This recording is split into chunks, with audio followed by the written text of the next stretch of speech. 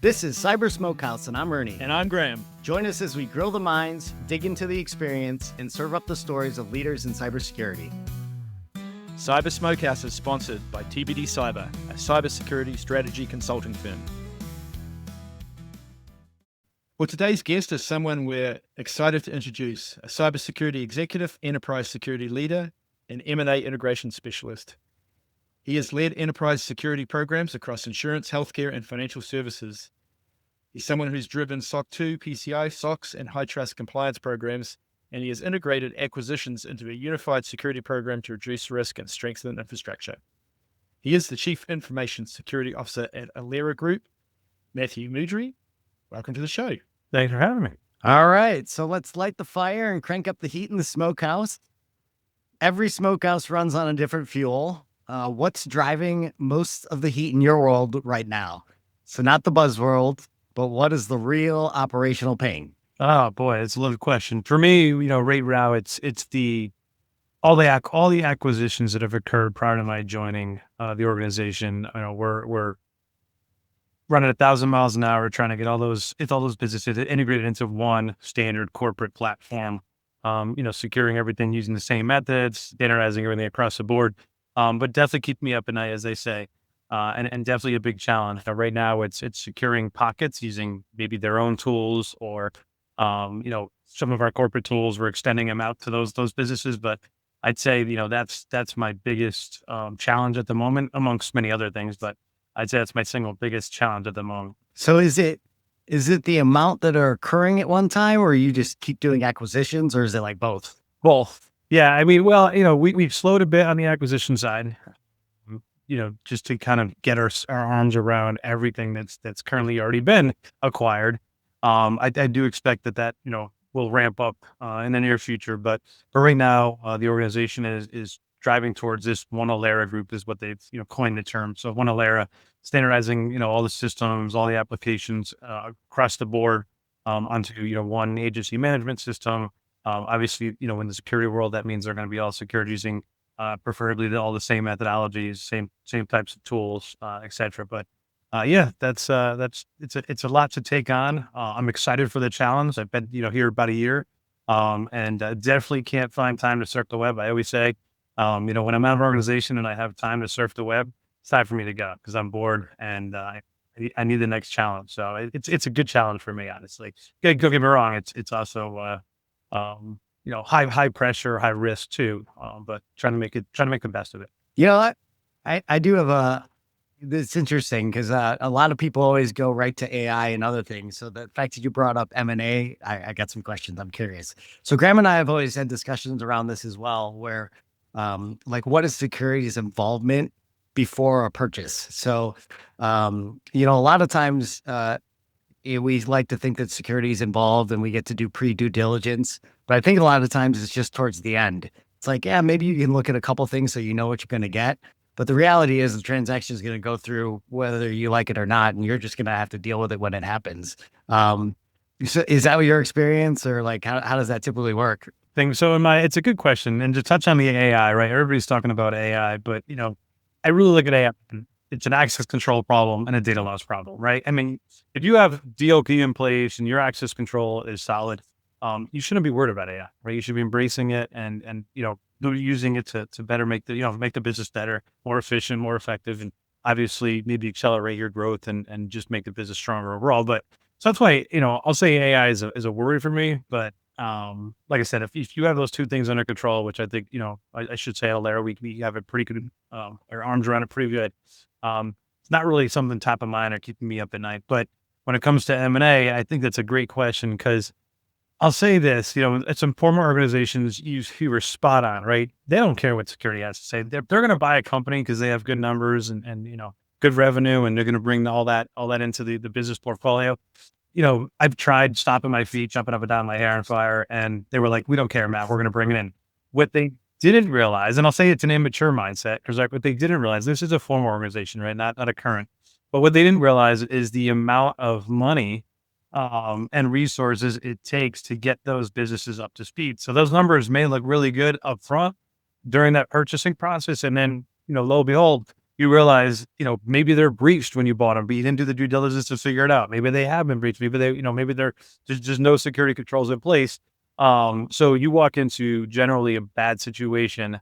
And then where I draw the line is we're not connecting them until we make sure that everything is, all the T's are crossed, all the I's are dotted, and they're in a perfect situation where we can start connecting them into all of our applications, networks, etc. But as as I move forward into more mature organizations, and I'll say kind of where I am now we're being brought to the table, and folks are saying, all right, Matt, how does this look from a security perspective, knowing that this is going to cost money to ramp them up and get us up to speed? Yeah, that's been my experience too. I mean, I've done several due diligence projects over the years with companies I've worked with, and I've always said that security is not going to make or break this deal, but we want to at least know what the big risks are and what the implications are for integration, right? And then if we can get a handle on those, the other thing I've experienced, be interested in your views on this, is often the plan is to kind of integrate quickly, but the reality is once the business, once the transaction's gone through, often that integration plan takes longer than expected because, well, one is you find out things that you didn't know in due diligence, but also they don't want to disrupt too much their business operations. And, so you've got this kind of desire of like, let's get them on board quickly. But then you get the realities of the business pushing back and saying, yeah, but we don't want to disrupt their business flow. And, and so you end up often taking longer to integrate than you originally planned. Has that been kind of your general experience as well? 100%. Yeah. I always hear, we'll be done in 60, 90, 120 days, some of the bigger ones a year. Do I ever see that market? No. For the most part, I've seen some pretty good, what's the word I'm looking for? I've seen some pretty good traction on getting them, to a comfortable place, but never complete.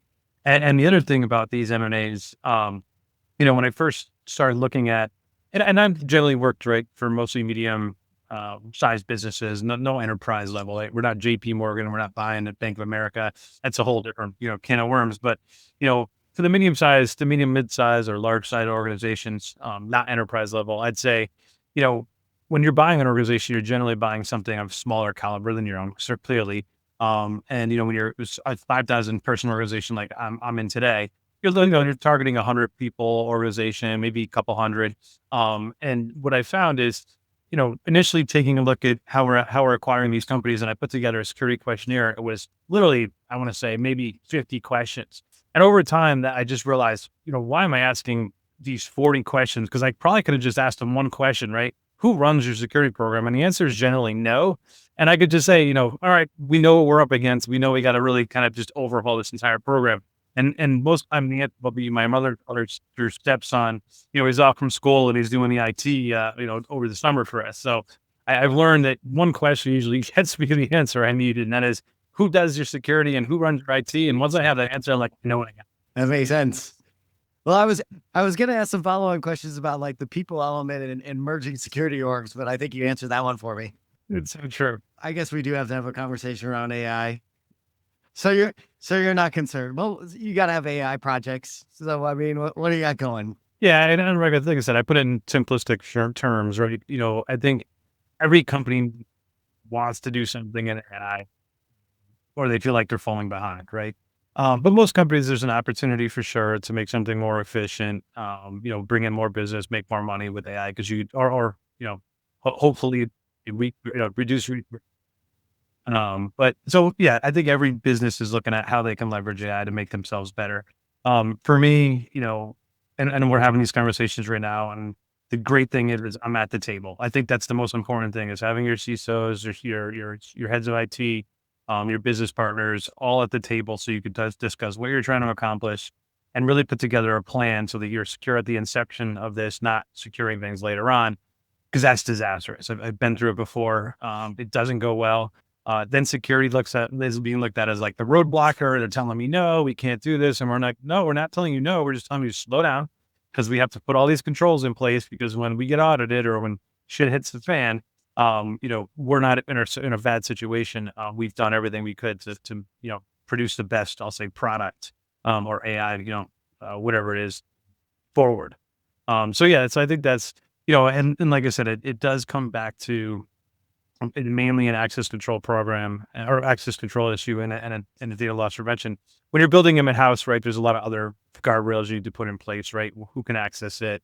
Where's the data coming from? Where's it going to? And all those, like, I guess guardrails or perimeters, but it's a challenge. I don't want to undersize it and say it's easy, but and it's something everybody should be worried about. I'm mostly worried about, is it going to take how many jobs in the near future? And am I lining my kids up for success with a career that's not going to go away because of AI? Are you running and screaming because of the mythos, finding all these vulnerabilities? What's your take on that? It's really cool. I do think it's dangerous at the same time, right? Like any AI, though. I mean, the more powerful these things get, the more dangerous they become. Everybody, I shouldn't say everybody. A lot of folks use these for malicious purposes, as we all know, and not just for good. So it's interesting. I think in the wrong hands, it could really create some challenges for a lot of us. Uncovering things we didn't really know about.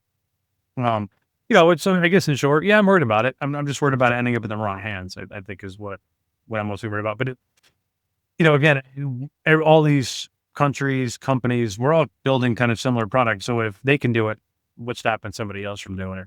It's only a matter of time before our adversaries find a way to build exactly that in their own environments. What about from security program point of view? Are you looking to leverage AI in anything you're doing and helping your team? 100%. So, and it's a great question, right? What's better than fighting AI with AI? So I think, for me, one of the areas, I just had a long conversation with our data loss prevention vendor about this. They just recently brought up a use case for our specific company, and it was all around our DLP. Because in the past, I'm going to use the word hate. I hated DLP. Anytime I took on that project, and every company I walked into didn't have a good DLP program initially, and we made it stronger, but it was painful. I had to dedicate resources, money, time, you name it. I've tried, I don't want to say every product, but I've tried your semantics. I've tried your, I won't name them all, but I've tried a number of different products, Purview, plenty of other products, and I just haven't been successful long-term. I constantly had to take a step back, look at our rule sets, reconfigure everything, and then we're like, all right, now we're good. And then fast forward 3, 4, 6 months, and we're like, we're missing things again. And then all of a sudden it gets too noisy. So you're constantly in this, there's the pendulum swinging over here. We're getting all this chatter and noise, or you're over here and you're missing a ton of stuff. So now with the inception of AI, we just purchased a product, which I'm super excited about, because in the past you couldn't just throw in a data loss prevention product and say, wow. I guess my point is you couldn't POC a data loss prevention product in the past. You got to feed it a ton of information to configure it.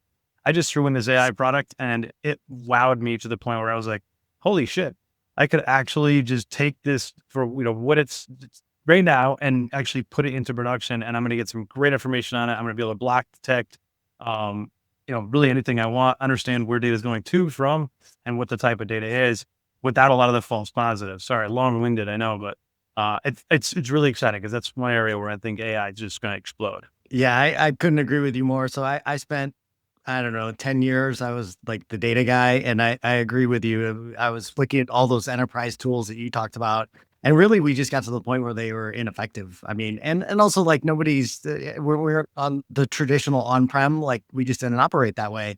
And so the market really got stale.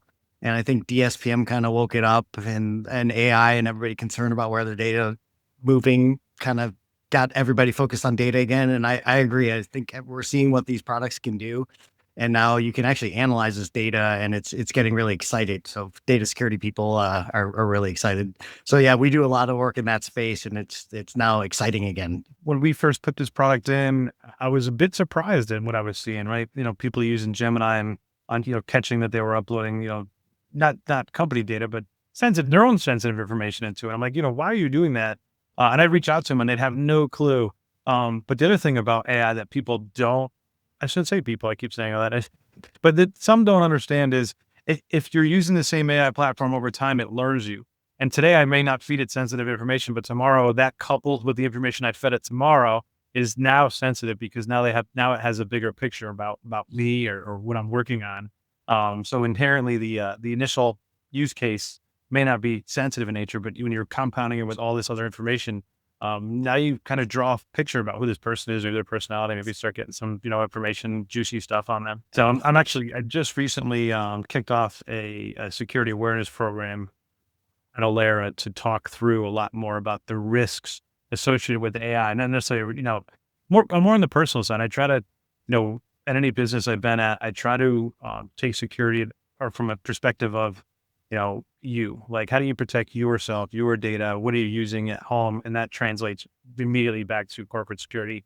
And I've got a lot of good feedback, thankfully, about, from some of the, from our end users that it was really insightful. And now they kind of understand all the things about, what they're doing wrong in their personal lives. And now it's, making us a better program. Yeah, I think in our prep call, we had talked about just the human element is one of the big hot button areas for you. I mean, do you want to elaborate on that a little bit more? Like, what do you do as far as security awareness and getting the whole organization on board with, thinking about security? It's a funny question, and I'll maybe a long-winded answer, so I may bore you for a second. But a long time ago, before cyber was offered in college, I went to college for computer science, and I realized, I don't know if this one's for me. I can't see myself programming every day. And that changed into a business degree, which then translated into like an arts degree.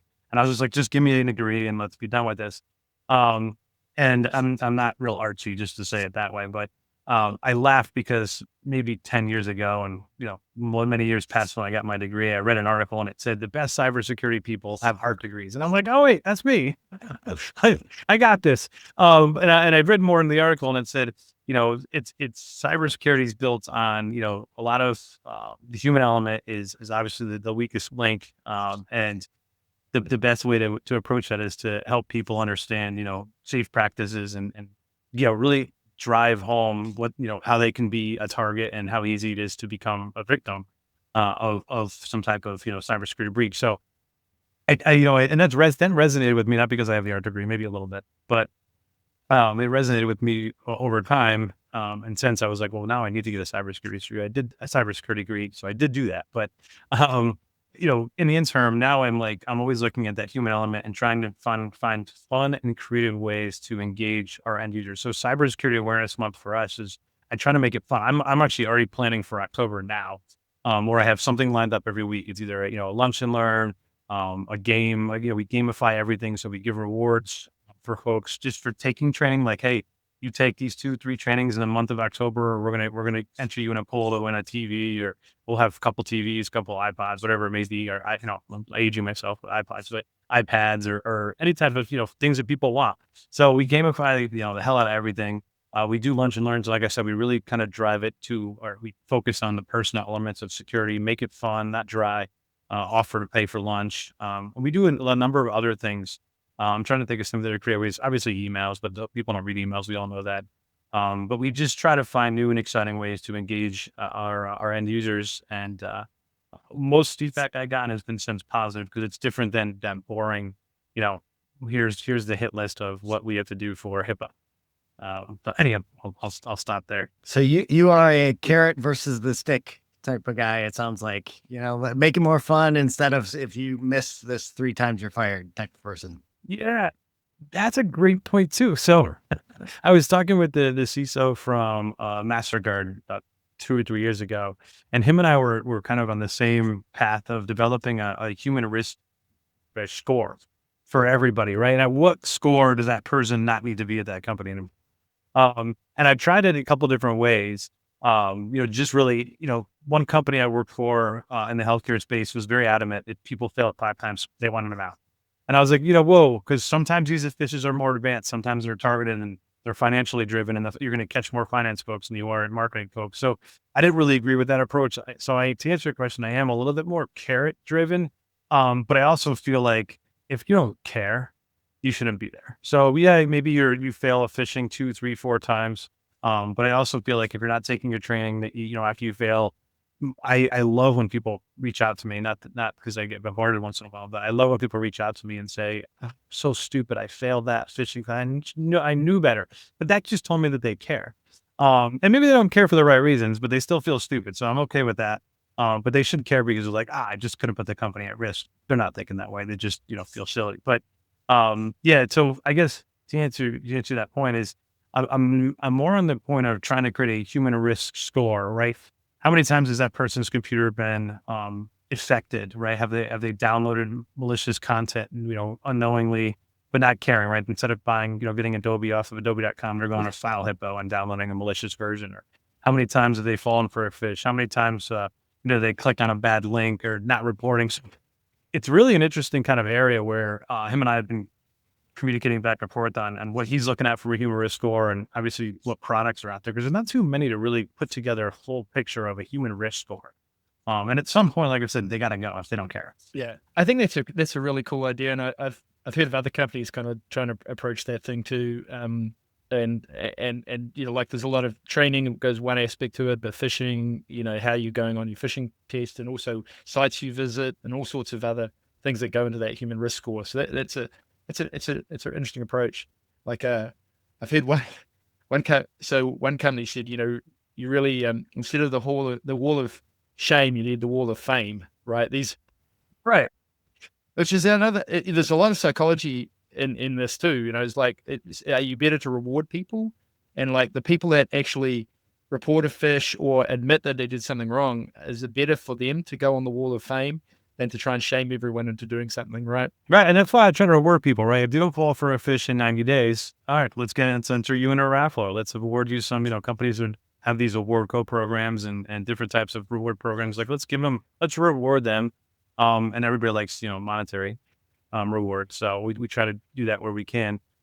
But yeah, it's hard. In the past, another organization has come up with a great idea to base one of my goals off of our phishing score, our overall company phishing score. And I was like, I don't know if I like this, because I can manipulate how well or how good they do, right? I can make it really easy, or I can make it really hard. And I didn't like that idea, because I want to increasingly make them more challenging. And if I feel like that's going to affect my pocket at the end of the day, I may not go to that top tier and, stay down there. And again, not that I would ever manipulate or unethically do anything. It's just, it's not a goal where I feel like we should be, instilling on anybody. We should just be trying to become effective, keeping that baseline score. We don't want to go exceed, whatever may be 10% failure. That's high, but maybe a 3% failure. And then learn from why did people fail for that fish versus, making that affect somebody's pocket, I'd say that way. Yeah, absolutely.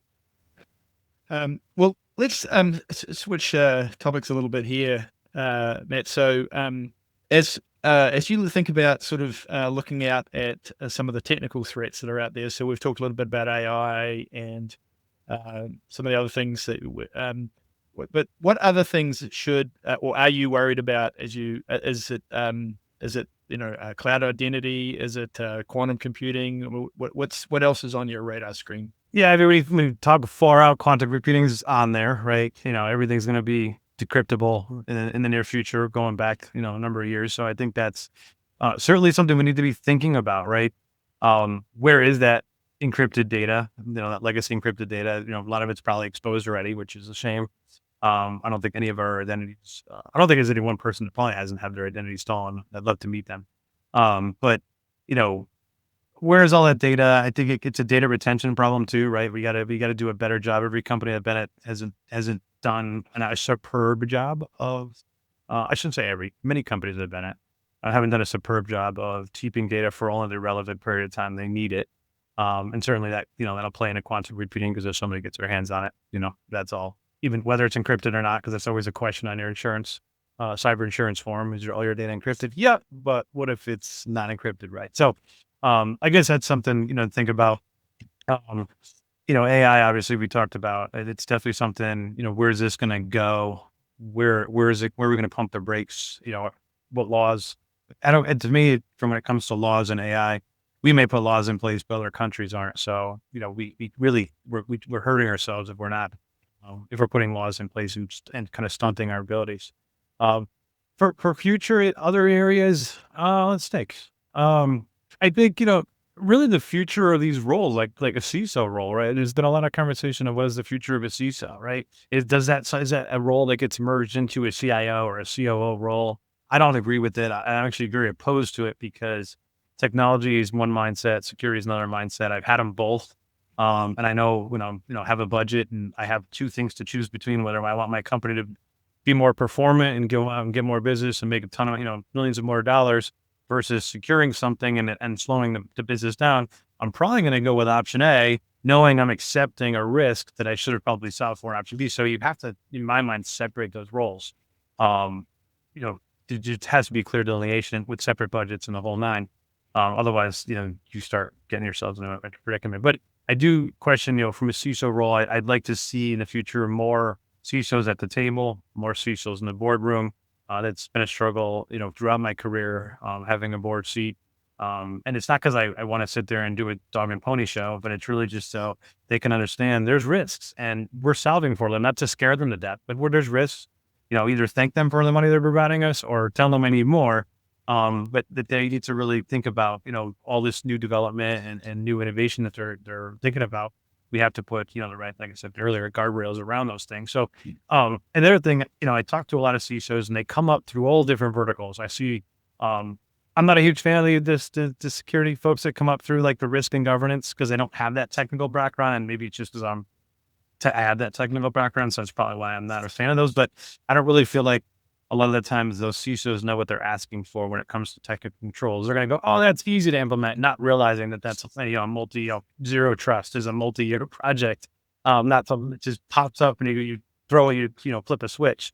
And I feel like a lot of those folks that come up through like the risk, the policy, excuse me, the legal realm, I feel like a CISO role needs to have some technical background, and then also be able to translate all that into the business side. And again, so for where I see the CISO role, I really feel like an effective CISO role will come up through the technical world or have a strong technical background, and then also have good, strong business acumen to be able to translate all that, truly understand, is the risk worth the reward? Am I spending too much on, solving for this risk and not enough solving for others? So that's it. Again, we're throwing spaghetti at the wall, but I see I can see some challenges in the CISO role moving forward. It also hurts, when I talk to some CISOs and they're like, they're the big no people.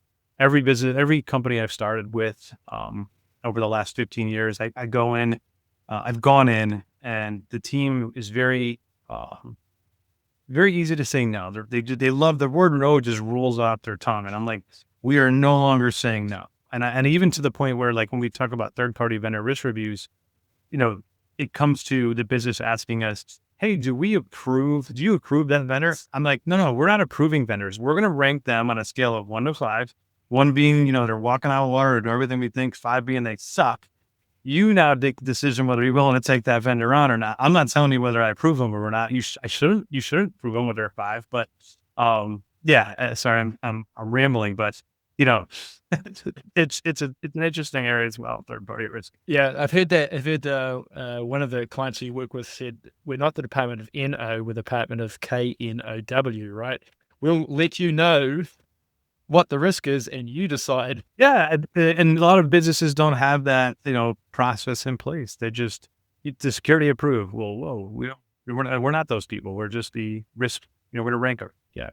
No, that's great. Okay, so how do you keep up to date? How do you keep sharp? And, what are you reading? What are you listening to? What are you watching? I just started recently getting into more podcasts, which is funny.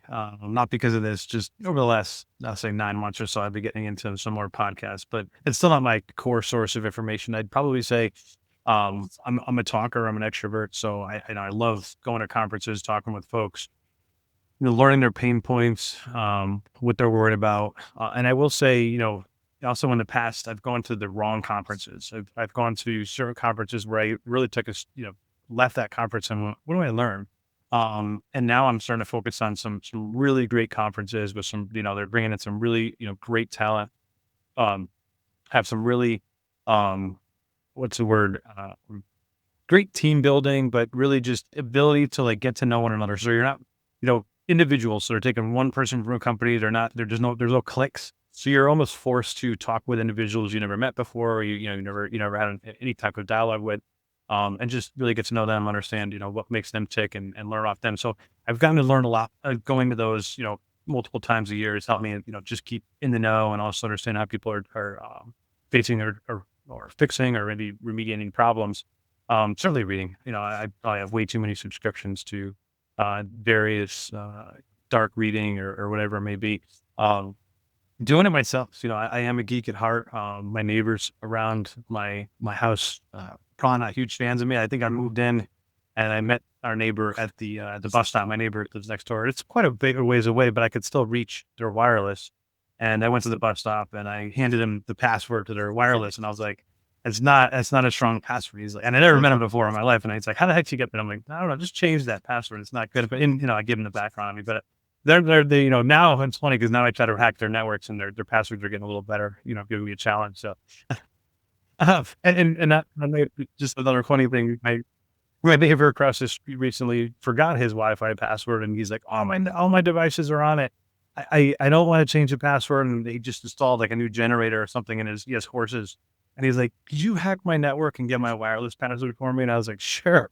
So here you go. I, hacked it and handed him his password. And he was thankful that I did that. So, but yeah, I mean, I guess my point is just knowing, doing things, keeping my technical skill, strong. And, yeah, those are the ways. I mean, reading's definitely a core piece of that.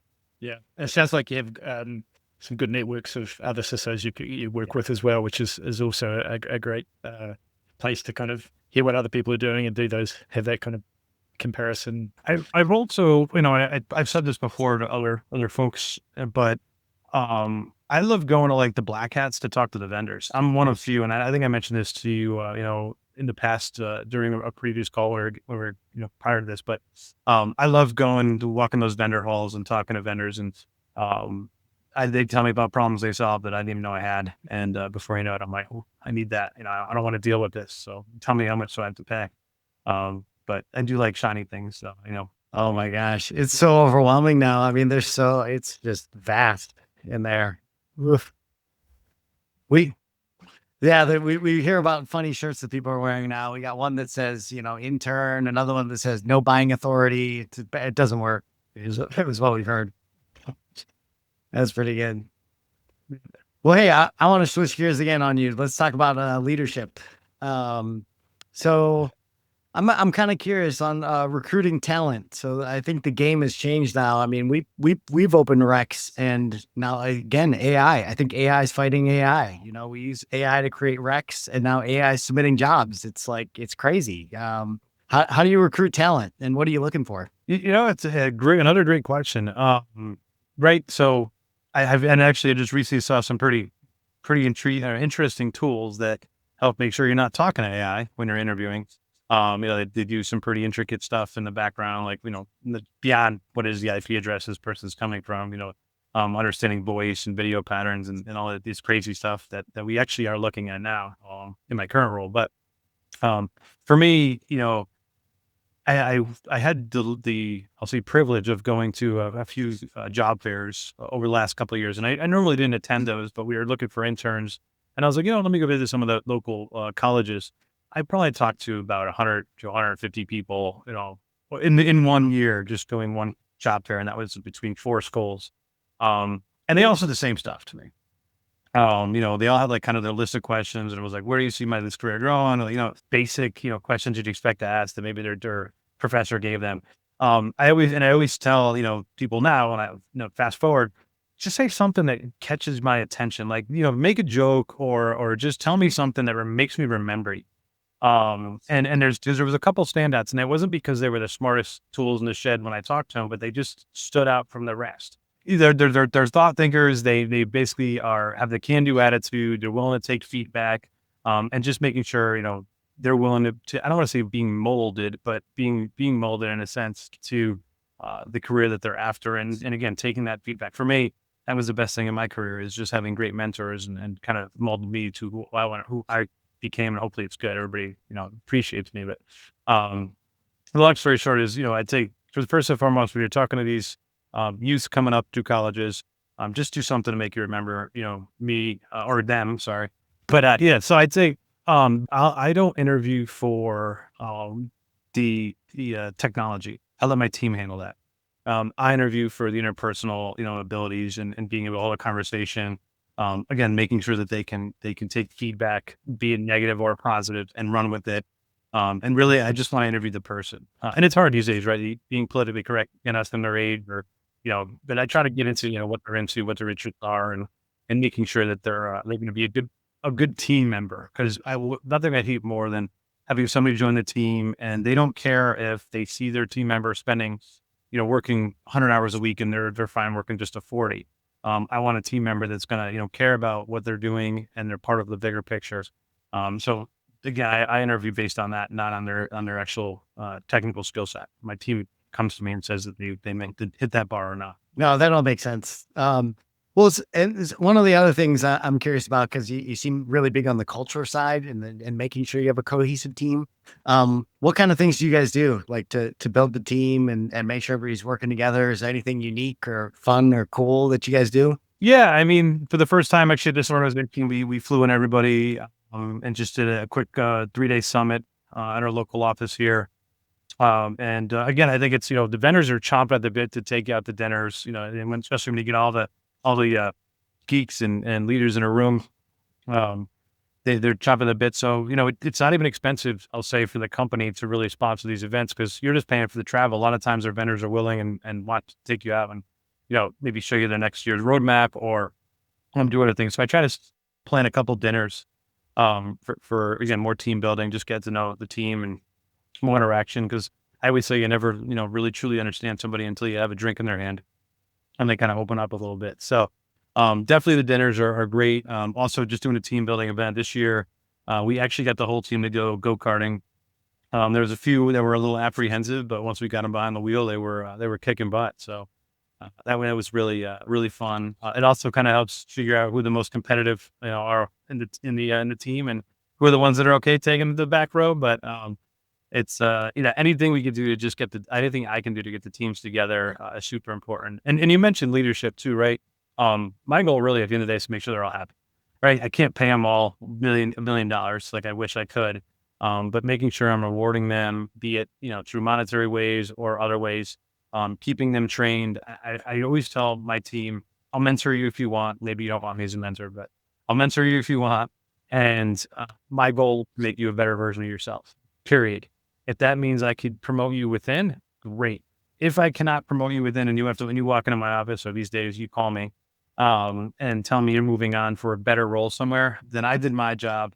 And obviously you kind of held up your end of the bargain. I'm sad to see you go, but I'm grateful that, at some point while you were with this organization, you became a better version of yourself. And now you're going off to get maybe your dream role, or at least a higher level role somewhere else. And hopefully they're paying you more. Yeah, that's great. That's building playing it forward, I guess. So another part of leadership I'm interested to get your thoughts on is communicating within the organization and then up to the executive management and the board. So what's your general approach? How do you translate? You mentioned that you like to have a CISO that's steeped in technology, but you also have to convert that to something that's meaningful to the business leadership and the board. What's your general approach there? So, it's another really good question. It's a couple of different ways, and I change it over time depending upon the business and the reaction. A lot of my team members, when I joined my current organization, we're doing weekly statuses. I just put together weekly statuses. I try to keep them very high level. This is what I'm working on. If the feedback is positive, great, I keep doing them. If the feedback says, I don't need this much information, I make them shorter. If I want more information, I'll make them longer. So I just start there with just making sure that we're not lost in the sauce, right? Security, everybody thinks, is doing their job if we don't have a breach. But I also want to prove that we're making the business better. Even things like, user logins, right? If we're simplifying that through passwordless, we're helping the business become better. So I try to communicate all the things and areas we're making. And again, I try to put in business sense, all the areas, we're not just controlling risk, we're trying to make the business better. So I communicate that up through weekly status reports. I put together quarterly presentations about all the improvements that we've done over the last, quarter. I show, I then match it back to the roadmap. So when I first start with an organization, I always put together at least a 3-year roadmap. It changes over time because, as we know, technology and risk changes consistently or constantly. And at the end of the day, I try to map back where we are in that quarterly report. So where I think we should be, or are we hitting our target goals on the roadmap? Are we behind? Are we ahead? And kind of translating into what else do we need to get further ahead, or maybe catch up, or maybe just translate while we're behind. And then from the board presentation, less is more. I just try to keep a very short, brief, just, I try to quantify it as best I can. I know, that's one area where all of our security practitioners fail is quantifying, risk and just quantifying current state. I have some good products now that help me put together some quantifiable numbers and metrics to say, here's kind of the number where I think we were at. Here's where we're at overall. And with some more smaller tidbits, but I keep it to one page. They don't want to see anything more than that. If one page, sometimes they combine IT and security on one page, but that's generally my approach on the leadership side. Also, just trying to get time with all of them whenever we go to these leadership conferences, just pulling CEO aside and having those conversations. What keeps him up at night? They always ask me what they should be worried about, and sometimes I'm brutally honest, but for the most part, I don't want them to walk away from the conversation. But every time I talk to Matt, he scares me. I want him to, be more approachable. So I try not to give him all the bad news, or any for that matter. I try to give him all the good news. Yeah, and I'm sure in an industry like in a business like yours that has focus on risk, right? Some of the operations you guys have there at your current company, has the risk quantification been accepted by the senior management board? I mean, are you finding some acceptance to the fact that you can start to quantify cyber risk in quantitative business terms? Yes and no. I think we're getting there, right? This business is, like I said, we're not immature, but we're not super mature. We're starting to get there. We're actually accepting risks. We have scales to show, I'll say just high, medium, lows. It's a little more deeper than that, but not much, right? So really just saying, all right, if we want to solve this risk 100%, it's going to cost this much versus if you want to solve it to a comfortable level of acceptance tolerance, it's going to cost us X or Y for that matter. And they're very receptive to that, right? Especially when you can put it down in dollars and cents. That's the best way to approach every risk and I've had those conversations at a board meeting, and I would, one of them was before I walked in a board meeting, it was, this is what worries me. How do we solve that? And I literally just said, here's my gold, platinum, silver plan. You pick, right? And with but again, the silver plan had the cost along with this is what you're accepting. And I do break out what you're accepting into more, layman's terms, to saying, here's what could happen. Do I think? I also put a pointer to say, this is what I'm recommending. I don't lead them blind. Yeah, that's good. That's great. So just to wrap up this section, as you look out in the future, what's the one prediction, but what's the one bold prediction, let me say that, that you want to make about where cybersecurity is heading over the next 5 years? I hate to say it, but AI is really the focus here. I mean, it's going to change the landscape. It already has changed the landscape. But my best piece of advice is don't be afraid of it. Use it wherever you can. I've seen some really cool tools now where they're they're taking your SIM and they're leveraging a lot of AI and some human interactions, and it's a extremely strong product. Something that I may chase in the future, but I don't think it's a bold prediction, but I think it's a lot of people's prediction that we got to start embracing it and leveraging it more, and know that our role in cybersecurity is just going to be that much more challenging. Like with Mythos, that's scary, and it's not. I don't think other I'll say state-sponsored actors are far behind a powerful tool like that, even if it's not 100% Mythos. They'll get close. I'll also say, this from a bold prediction, right? We all know it's not about if you get breached, it's when. I think a bold prediction there would be that every company, and like I said, introduced me to somebody that hasn't been, their personal information hasn't been compromised on the dark web or somewhere. But ultimately, the bold prediction is I think every company will get breached. So it's just a matter, no matter how big or small. And I literally, every time I turn around, there's another company. But, for me, it's containerizing your data, encrypting your data as strong as you could, and just making sure that the blast radius is controlled, right? They're not getting everything in one breach. Yeah, I feel like I'm getting a letter notification or a settlement in the mail almost, I don't know, at least monthly. This is one of the things I say in all of my like lunch and learns or webinars that I do on security when it comes to personal. It's shocking how many people haven't frozen their credit. It's free. And it takes 2 seconds to unfreeze it. And I did probably 50-50 and people don't freeze their credit. And it's, to your point, you're getting a letter every day. If your credit's frozen, you really don't have much to worry about as long as you're using a strong password to unfreeze it. I was going to say, I worked for one of the credit bureaus, and it was, I think at that time it was around less than 20% were freezing their credit just a few years ago, right? So it's crazy. I just find it shocking that they're free and people are taking advantage of it. They're going to the semantic, like, locker. I don't know, maybe it said semantic, but, life lock. That's what I'm thinking Right. of. They're going to life lock and they're paying, $60 a month. And all they're doing is freezing your credit. They're not really doing much beyond that. Yeah. Well, there's your public service announcement in there. It frees you to him credit. All right. Well, hey, so we've been in the fire for a while, so let's step back from the pit and get to know who's behind the tongs. So that means we've spent a lot of time learning from you. We'd like to learn a little bit more about you. So you had mentioned earlier you came from the generation where we didn't have all these cybersecurity programs. So like many of us, we kind of liked security, we liked IT, and we just fell into security. So what was that moment that you kind of switched from? I guess you had art, then you went into IT, then somehow you got into security. Like, what was the path? What got you into the security side of things? I definitely with the drawing pictures. Well, you folded it over and it was secure, right? Yeah, it's okay. Wow. No, for me, it was, literally at a young age, computer got dropped in my lap, probably about 14 years old, took the thing apart. Mom got pissed, but I did put it back together and it was working. And it was back in the olden days, as my kids will say.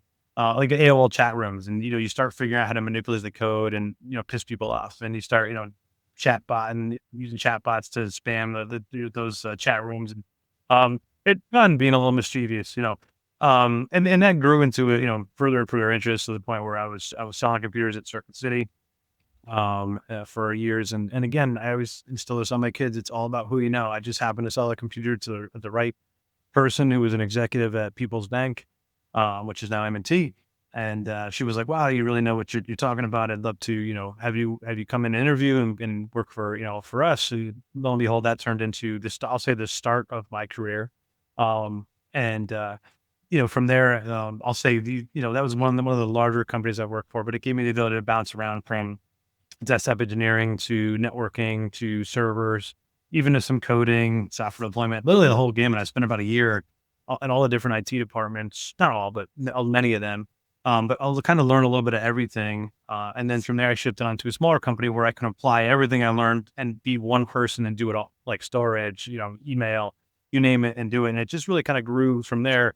I never really lost interest in it, but at one point, you're like, what's the next step for me? And it's, leadership. And that's really hard to, I always say there's like really, for me, that was one of the biggest changes in my career, was moving from, I know my value as a technologist. I don't know my value as a leader.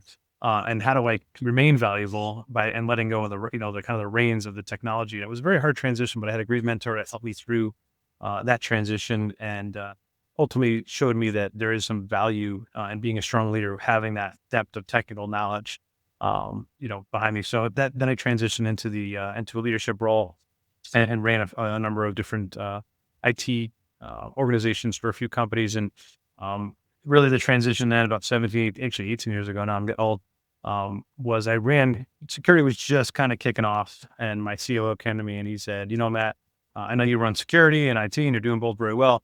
Our board's forcing us to kind of separate the two. What do you want to do? And for me, I was like, I don't know everything in IT, but I knew enough where security was more of that interesting, area. So I was like, let me go home and think about it. And I walked to my car and I picked up the phone and I was like, security. I didn't even think about it. I didn't even go home and spend time thinking about it, security. And then from then on, it's always been focusing on security and just learning all the new stuff I could about it. And then just trying to become a stronger leader, right? For me, it's like you said, finding the right talent, finding people that are self-sufficient, and really want to be there, be part of a team, and make the business better. So, that's kind of my transition up and through my career. Well, so looking back, red pill, blue pill, did you pick the right pill at that point? Security, IT? Yeah, definitely. So if you had any advice for the early professionals, hopefully we have some listening, or just anybody out there that's coming up that wants to go the CISO path, coming out of college, what would you give them? What would you tell them? Yeah, I mean, like I said, college, make yourself memorable. Like I mentioned earlier, right? It's all about, making sure that whoever you're talking to remembers who you are. I think that's the biggest thing for me. Reach out on LinkedIn, say something crazy, say something fun, but make sure that your name, they remember your face and they come out back to that. So don't just ask the standard, out of the box questions when you're talking with somebody in a role that you want to be in. And I'll say embrace mentorship. I try, and not everybody does, but I know a lot of CISOs that, like myself, love to mentor.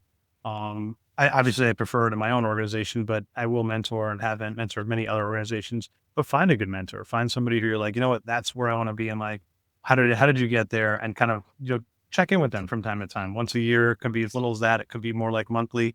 The stronger that relationship is, the more you're going to get more out of them, and the faster you'll progress maybe to that end state. My last piece of advice, maybe my last, but don't rush it. I've seen too many people try to rush into management roles and leadership roles and director roles and fail because they just they don't have that technical background, or they don't even have the risk background yet. And again, risk is a big piece of security, right? So being able to marry those two things together and really communicate all of that to the business is uber important, but not easy. I still struggle with it. So, and this is after 25 years of doing it. So I'd say don't rush it, right? Learn what you can technically, understand whole areas, coding, networking, everything that you possibly can, and then start transitioning. When you get bored, start transitioning out into a leadership role. And then, you got a whole nother world to learn when you get to there. But yeah, just don't rush it. I think that's great advice. Don't rush it. I think a lot of people just they want to get to that role, and that's their objective. And I think that's great advice. Like, take your time, make sure you're well-grounded in all those areas.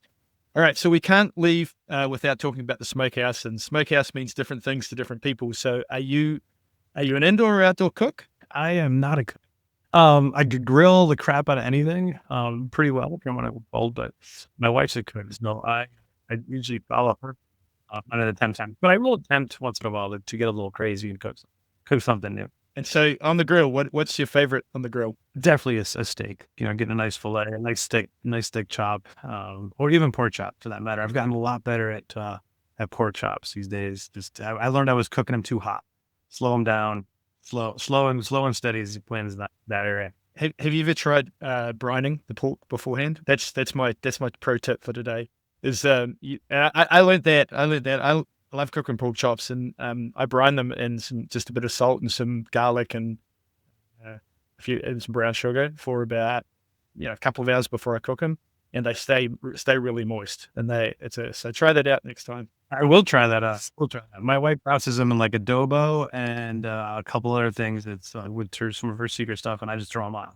So she's the flavor, and I'm the conditioner. You're the chef. You're the cook. So just a couple hours. It's not an overnight thing. You just a couple hours before, Graeme? Yeah, just a couple of hours. I do normally half a day. I normally do it like lunchtime. I'll throw them in and I cook them for dinner or something like that. But just like a seasoning on them, and just let it soak in. No, it's water. So you you soak them in water with the brown sugar, some salt, some garlic, and yeah. See how little I know on the topic? It's maybe I gotta get more up to speed on all this. All right. Well, Matt, hey, before we wrap, you mentioned you're open to mentoring. So I should ask, if people want to find you or get in touch, what's the best way for folks to find you? Yeah, don't snap me.